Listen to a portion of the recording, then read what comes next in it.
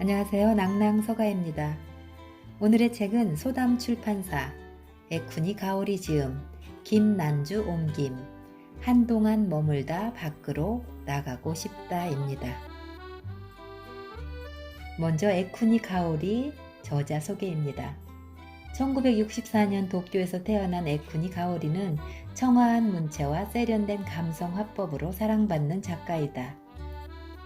1989년 사공구 레드클리프로 페미니상을 수상했고 동화부터 소설, 에세이까지 폭넓은 집필 활동을 해나가면서 참신한 감각과 세련미를 겸비한 독자적인 작품 세계를 구축하고 있다.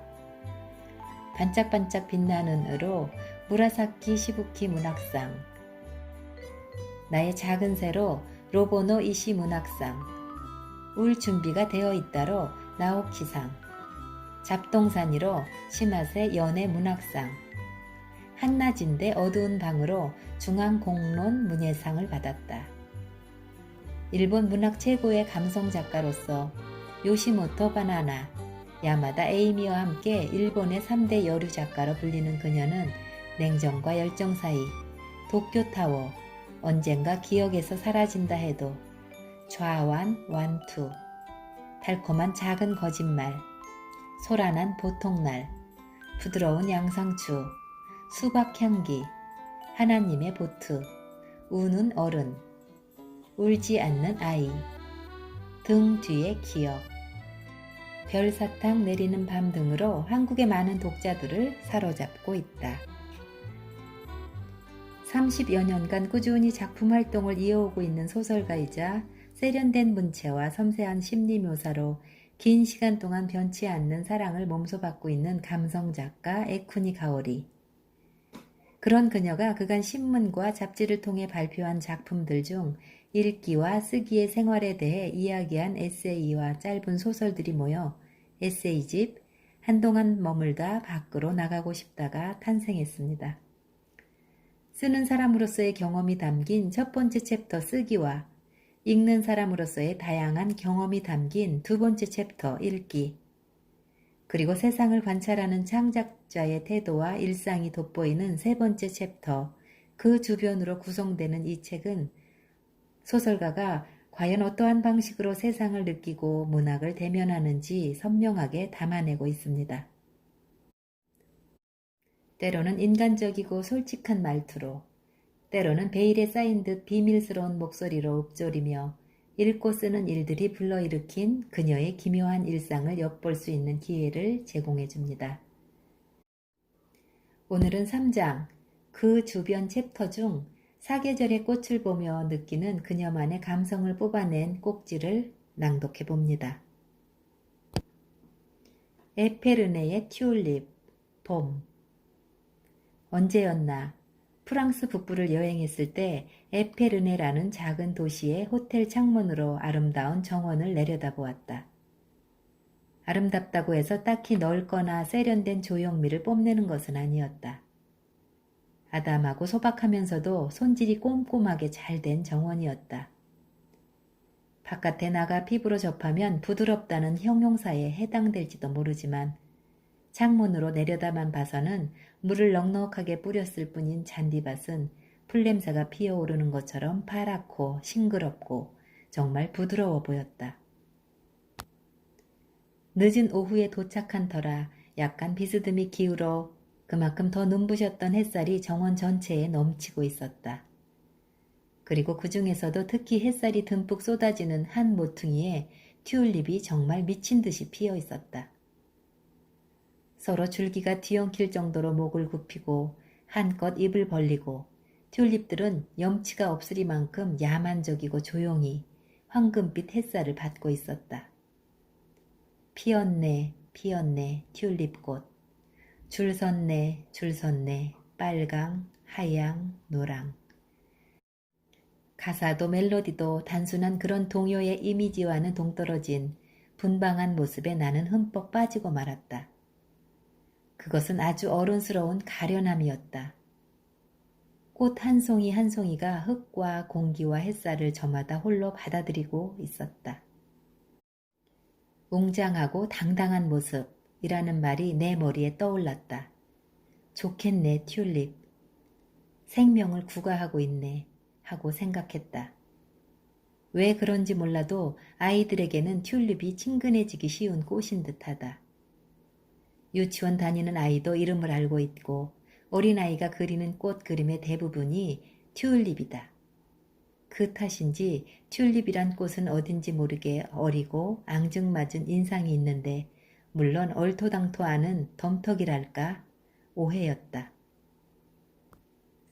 작년에 안데르센 엄지공주를 번역했다. 호두 껍데기 침대에서 잠을 잘 만큼 작고 귀엽게 생긴 엄지공주는 그 귀여움 때문에 신부감 후보로 낙점되어 두꺼비에게 납치되고 그 다음에는 또 풍뎅이에게 납치된다.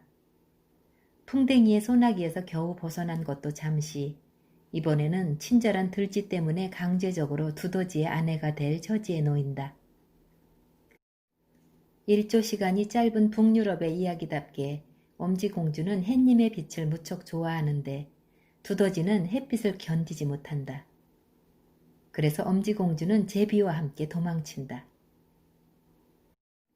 이야기의 마지막에 그녀가 만나는 왕자님 역시 그녀의 귀여운 얼굴밖에 보지 않는다는 아이러니하고 아무리 생각해봐도 어두운 판타지인데 그 엄지공주가 바로 튤립꽃에서 태어났다.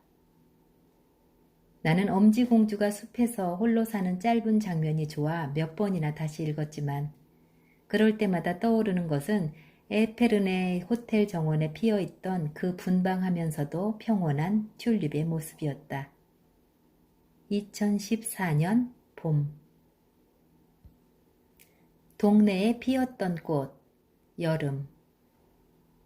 어렸을 때 살았던 동네를 지금도 똑똑히 기억하고 있다. 그건 뭐였을까? 어디에 뭐가 있는지, 자신과 관계가 없는 것, 이발소, 담배가게, 술집, 침수런, 대중목욕탕, 산부인과까지도 알고 있었고 지금 생각하면 웃음이 나올 만큼 뭘 파는지도 모르는 채 행복한 가족 계획이라고 쓰인 자동 판매기가 어디 있는지도 알고 있었다.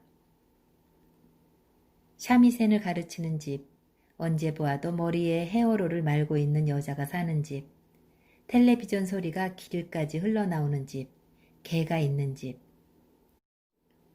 그런데 지금은 이 동네에 벌써 20년을 계속 살면서도 평소 내가 가는 가게와 이용하는 곳밖에 모른다. 밖에서 노는 것보다 집 안에서 책을 읽거나 그림을 그리기를 좋아하는 아이였는데 왜 그렇게 동네를 속속들이 보고 있었을까? 특히 여름의 해걸음. 아직 밝다. 아직 밝다고 생각하다 보면 공기가 조금씩 싸늘하고 파르스름해지면서 그 파랑에 살까지 물들어 버릴 것 같아 갑자기 불안해진다. 저녁 식사를 준비하는 냄새와 따끈한 목욕물에서 피어오르는 김 냄새가 어디선가 바람을 타고 날아온다. 그리고 그 즈음부터 식물이 소리 없이 생기를 발하기 시작한다. 어린아이 눈높이에 핀 짙은 분홍색 분꽃 무리와 울타리 너머로 보일 만큼 키가 큰 서양 접시꽃.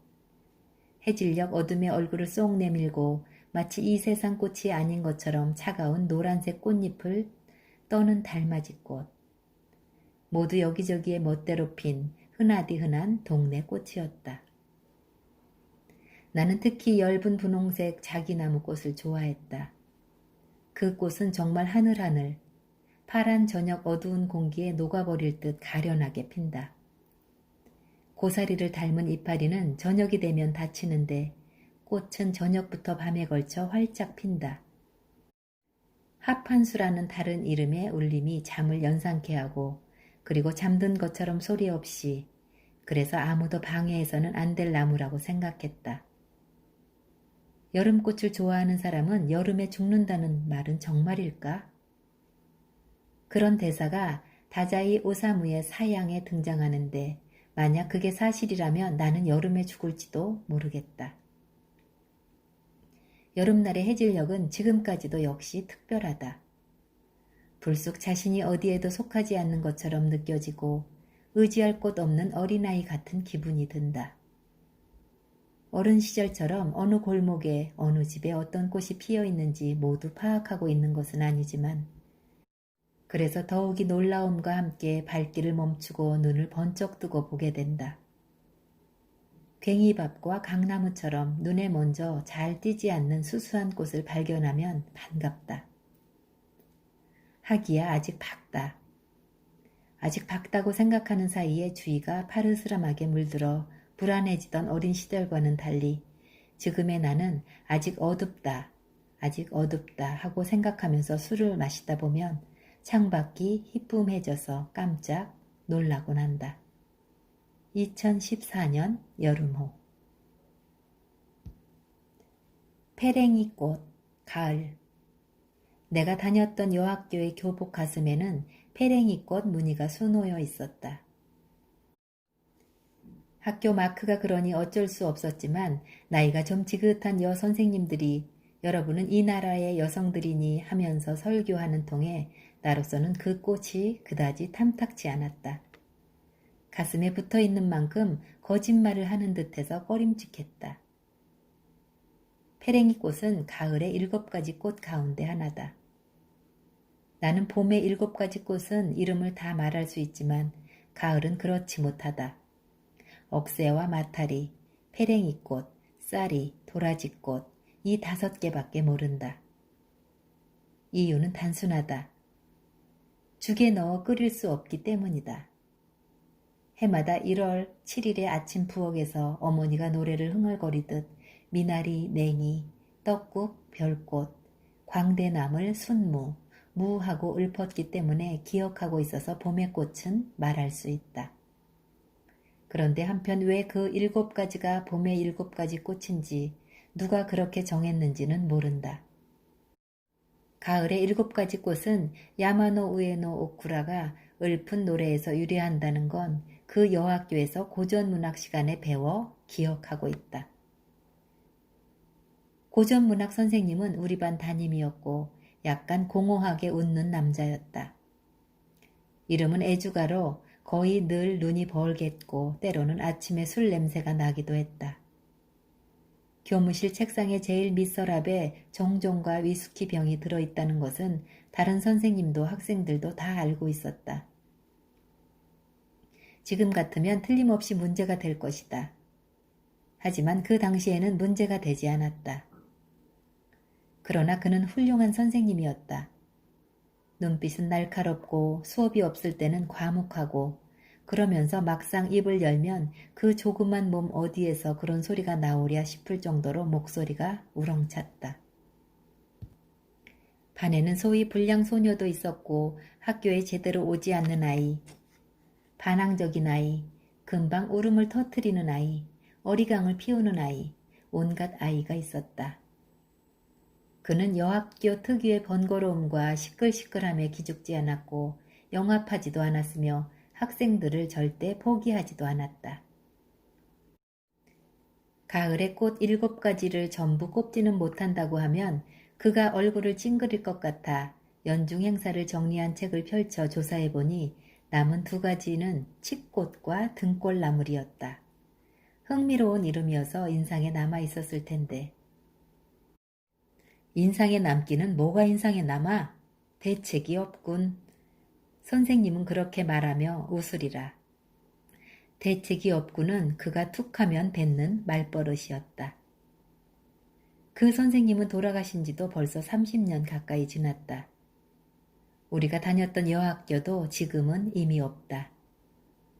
남녀공학으로 바뀌면서 이름도 새로 바뀌었다고 들었다. 학교 마크도 이제는 페랭이 꽃이 아닐 것이다. 2014년 가을호. 눈 쌓인 벌판과 히스, 겨울. 에밀리 브론테의 생애를 더듬는다는 취지의 텔레비전 프로그램 일로 영국에 갔을 때 하워즈라는 조그만 마을은 온통 눈에 덮여 있었다. 오돌오돌 떨면서 나는 벌판을 걸었다. 네, 당연하죠. 에밀리 브론테 하면 벌판, 집도 없고 길도 없고 사람도 없고 있는 것은 히스 무더기와 귓가에 윙윙 울리는 바람소리뿐. 출발 전에 디렉터가 어디를 돌아보아도 보라색 히스밭이라고 했다. 그 히스밭을 혼자 거닐면 되고 촬영은 헬리콥터에서 할 것이라고. 정말 말 그대로였다. 눈 쌓인 지면 위는 한없는 히스밭. 다만 그때는 한겨울이었고 히스는 여름꽃이었다. 나는 숨을 삼켰다. 눈앞에 펼쳐지는 광경은 내가 상상했던 것처럼 온통 보라색은 아니었지만 내가 상상했던 것보다 훨씬 더 아름다웠다. 무수한 히스가 바짝 마른 채 지면에 우뚝우뚝 서 있고 보라색이 희미하게 남아있는 꽃이 바람에 휘날리고 있었다. 무심하게, 시원스럽게. 그때 나는 꽃의 색은 어쩌면 회방꾼인지도 모른다고 생각했다. 꽃의 색소가 없어져 비로소 히스는 온몸으로 히스가 되었다. 그렇게 보였다. 그러고 보면 산길에서 흔히 보는 엉겅퀴 꽃도 색이 바라고 마른 채 서 있는 모습을 옛날부터 좋아했다. 외로움이나 서글픔을 말하려는 게 아니다. 훨씬 더 상큼하고 기분 좋은 무언가, 그 자유로움, 유쾌함, 야만스럽기까지 한 그 생명력. 그런데 헬리콥터에서 하는 공중 촬영을 나는 그때 처음이자 마지막으로 경험했다. 당시에는 아직 20대였으니 그나마 겨우 끝낼 수 있었지만 이제는 할 수 없을 것이라고 생각한다. 엄청난 풍압 때문에 서 있는 것조차 쉽지 않았다. 서 있기도 힘든데 키가 쭉쭉 뻗은 히스밭을 헤치면서 눈 속을 걸어가야 한다. 헬리콥터가 등 뒤에서 따라오고 있어. 나는 몇 번이나 굴렀다. 이리 쿵 저리 쿵. 거의 앞으로 구르면 바람이 위에서 밀려와 지면에 고꾸라질 것 같은데 귀에 꽂힌 인터컴에서는 일어서세요, 서요, 걸어요 하는 소리가 날아든다. 나는 마이크를 지니고 있지 않으니 내 쪽에서는 아무 말도 할 수 없었다.